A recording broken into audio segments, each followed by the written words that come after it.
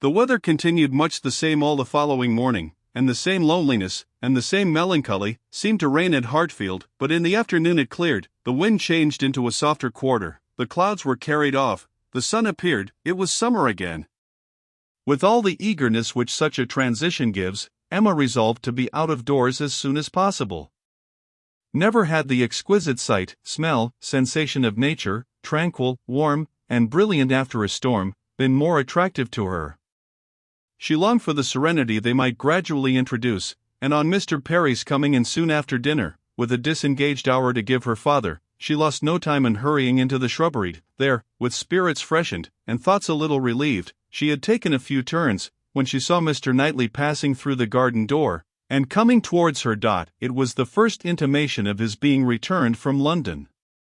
She had been thinking of him the moment before, as unquestionably 16 miles distant. There was time only for the quickest arrangement of mind.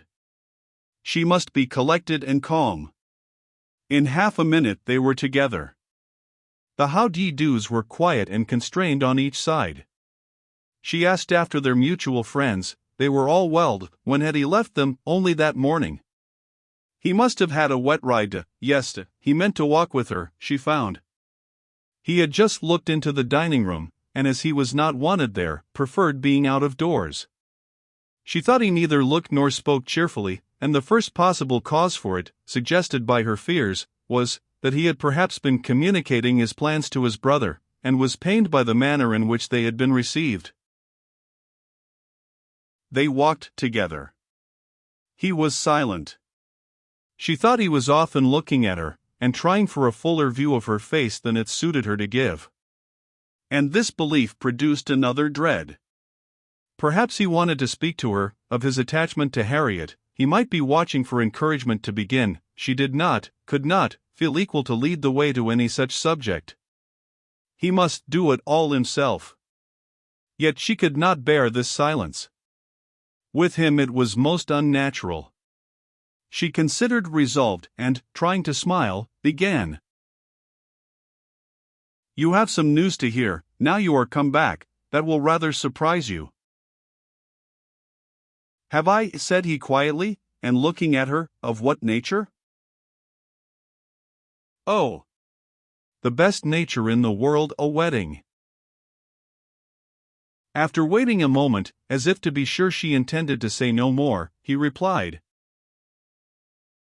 "If you mean Miss Fairfax and Frank Churchill, I have heard that already." "How is it possible?" cried Emma, turning her glowing cheeks towards him, for, while she spoke, it occurred to her that he might have called at Mrs. Goddard's in his way. "I had a few lines on parish business from Mr. Weston this morning, and at the end of them he gave me a brief account of what had happened."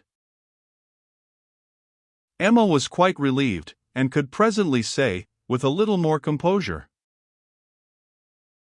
"You probably have been less surprised than any of us, for you have had your suspicions. I have not forgotten that you once tried to give me a caution. I wish I had attended to it, but," with a sinking voice and a heavy sigh, "I seem to have been doomed to blindness."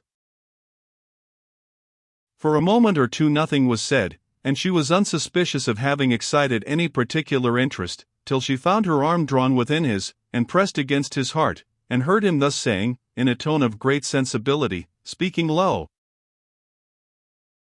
"Time, my dearest Emma, time will heal the wound. Your own excellent sense, your exertions for your father's sake, I know you will not allow yourself." Her arm was pressed again, as he added, in a more broken and subdued accent, "The feelings of the warmest friendship, indignation, abominable scoundrel." And in a louder, steadier tone, he concluded with, "He will soon be gone. They will soon be in Yorkshire. I am sorry for her. She deserves a better fate." Emma understood him, and as soon as she could recover from the flutter of pleasure, excited by such tender consideration, replied, "You are very kind, but you are mistaken, and I must set you right. I am not in want of that sort of compassion.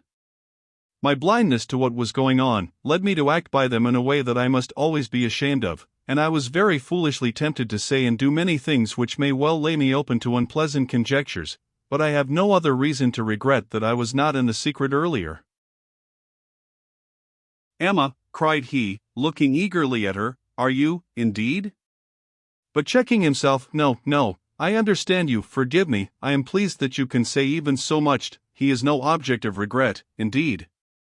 And it will not be very long, I hope, before that becomes the acknowledgment of more than your reason. Fortunate that your affections were not farther entangled. I could never, I confess, from your manners, assure myself as to the degree of what you felt. I could only be certain that there was a preference, and a preference which I never believed him to deserve. He is a disgrace to the name of man, and is he to be rewarded with that sweet young woman? Jane, you will be a miserable creature.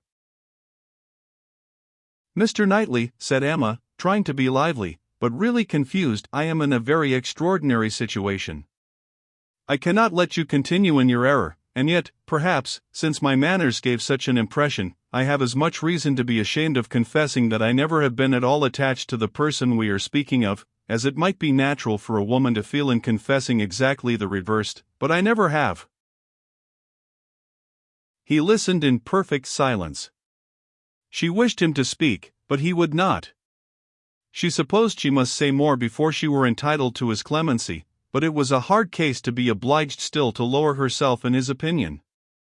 She went on, however.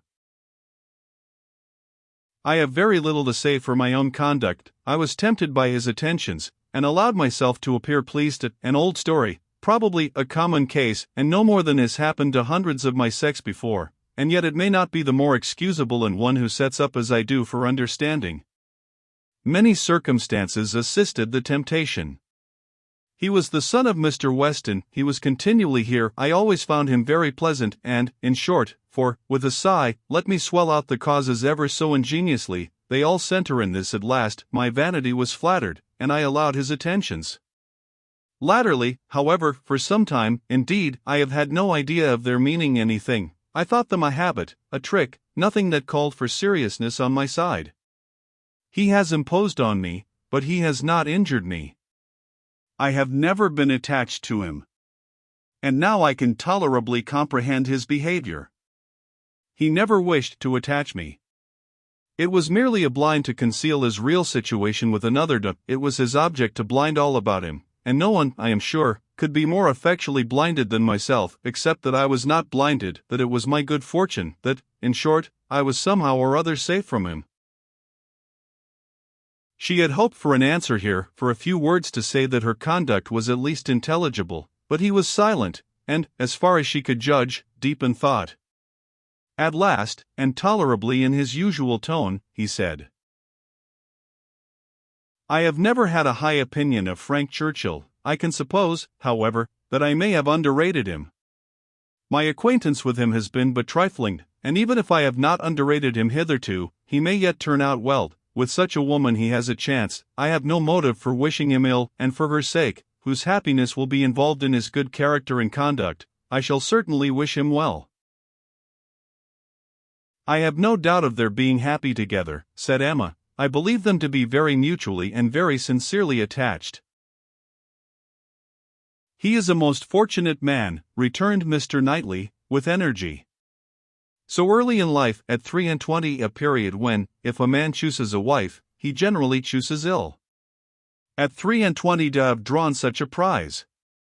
What years of felicity that man, in all human calculation, has before him, assured of the love of such a woman, the disinterested love, for Jane Fairfax's character vouches for her disinterestedness, everything in his favor, equality of situation, I mean, as far as regards society, and all the habits and manners that are important, equality in every point but one, and that one, since the purity of her heart is not to be doubted, such as must increase his felicity, for it will be his to bestow.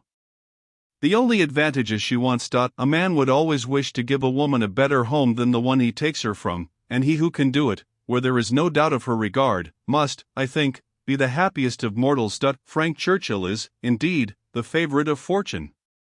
Everything turns out for his good. He meets with a young woman at a watering place, gains her affection, cannot even weary her by negligent treatment, and had he and all his family sought round the world for a perfect wife for him, they could not have found her superior. His aunt is in the way, his aunt dies, he has only to speak, his friends are eager to promote his happiness, he had used everybody ill, and they are all delighted to forgive him. He is a fortunate man indeed.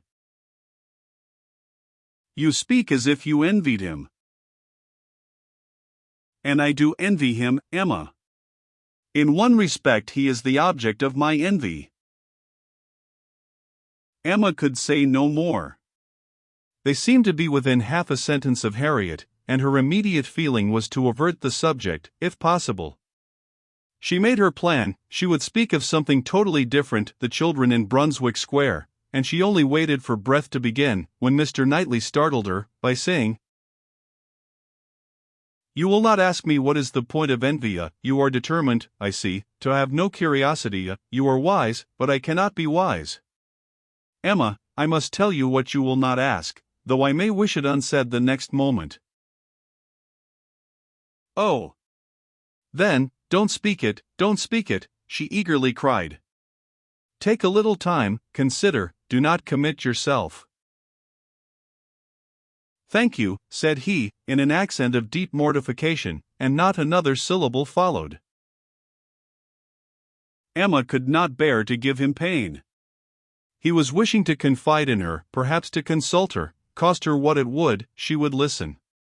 She might assist his resolution, or reconcile him to it. She might give just praise to Harriet, or, by representing to him his own independence, relieve him from that state of indecision, which must be more intolerable than any alternative to such a mind as his. They had reached the house. "You are going in, I suppose," said he. "No," replied Emma, quite confirmed by the depressed manner in which he still spoke. "I should like to take another turn. Mr. Perry is not gone." And, after proceeding a few steps, she added, "I stopped you ungraciously, just now, Mr. Knightley, and, I am afraid, gave you pain, but if you have any wish to speak openly to me as a friend, or to ask my opinion of anything that you may have in contemplation, as a friend, indeed, you may command me. I will hear whatever you like. I will tell you exactly what I think."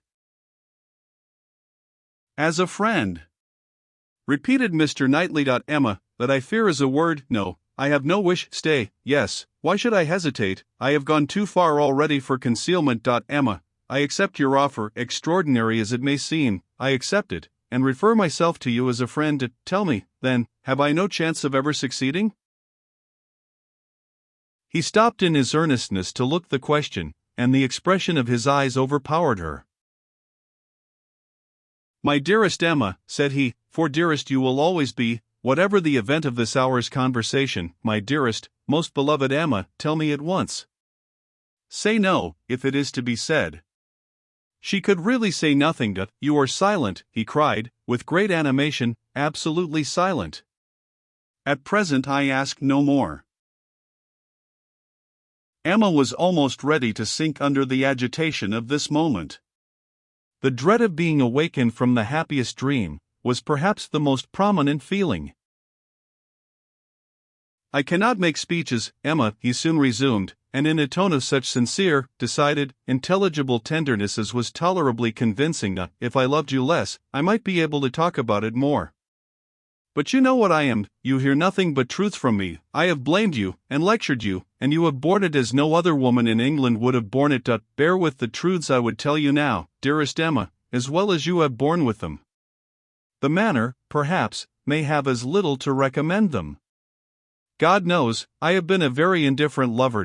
But you understand me. Yes, you see, you understand my feelings, and will return them if you can. At present, I ask only to hear, once to hear your voice." While he spoke, Emma's mind was most busy, and, with all the wonderful velocity of thought, had been able, and yet without losing a word, to catch and comprehend the exact truth of the whole, to see that Harriet's hopes had been entirely groundless, a mistake, a delusion, as complete a delusion as any of her own, that Harriet was nothing, that she was everything herself, that what she had been saying relative to Harriet had been all taken as the language of her own feelings, and that her agitation, her doubts, her reluctance, her discouragement, had been all received as discouragement from herself. And not only was there time for these convictions, with all their glow of attendant happiness, there was time also to rejoice that Harriet's secret had not escaped her, and to resolve that it need not, and should not. It was all the service she could now render her poor friend, for as to any of that heroism of sentiment which might have prompted her to entreat him to transfer his affection from herself to Harriet, as infinitely the most worthy of the two, or even the more simple sublimity of resolving to refuse him at once and forever, without vouchsafing any motive, because he could not marry them both. Emma had it not. She felt for Harriet, with pain and with contrition, but no flight of generosity run mad, opposing all that could be probable or reasonable, entered her brain. She had led her friend astray, and it would be a reproach to her forever, but her judgment was as strong as her feelings, and as strong as it had ever been before, in reprobating any such alliance for him, as most unequal and degrading. Her way was clear, though not quite smoothed up. She spoke then, on being so entreated. What did she say? Just what she ought, of course. A lady always does. She said enough to shew there need not be despair, and to invite him to say more himself. He had despaired at one period. He had received such an injunction to caution and silence, as for the time crushed every hope. She had begun by refusing to hear him. The change had perhaps been somewhat sudden. Her proposal of taking another turn, her renewing the conversation which she had just put an end to, might be a little extraordinary. She felt its inconsistency, but Mr. Knightley was so obliging as to put up with it, and seek no farther explanation.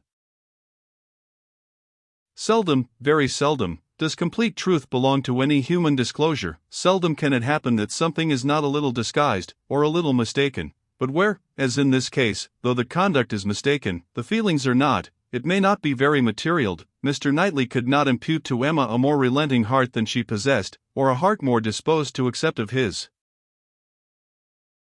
He had, in fact, been wholly unsuspicious of his own influence. He had followed her into the shrubbery with no idea of trying it. He had come, in his anxiety to see how she bore Frank Churchill's engagement, with no selfish view, no view at all, but of endeavoring, if she allowed him an opening, to soothe or to counsel her. The rest had been the work of the moment, the immediate effect of what he heard, on his feelings. The delightful assurance of her total indifference towards Frank Churchill, of her having a heart completely disengaged from him, had given birth to the hope that, in time, he might gain her affection himself, but it had been no present hope. He had only, in the momentary conquest of eagerness over judgment, aspired to be told that she did not forbid his attempt to attach her. The superior hopes which gradually opened were so much the more enchanting. The affection, which he had been asking to be allowed to create, if he could, was already his. Within half an hour, he had passed from a thoroughly distressed state of mind, to something so like perfect happiness, that it could bear no other name.